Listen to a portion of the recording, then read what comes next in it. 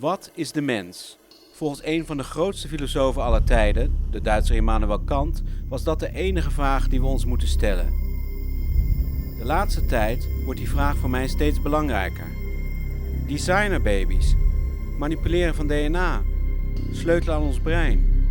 De mogelijkheden om onszelf te verbeteren zijn zo talrijk dat we op een kantelpunt in de evolutie zijn aangekomen. De mens is zijn eigen schepper geworden. Hoe ver kunnen en willen we gaan? In de Volmaakte Mens ga ik in gesprek met topwetenschappers en grote denkers in de hoop een nieuw antwoord te vinden op die ene brandende vraag: wat is de mens?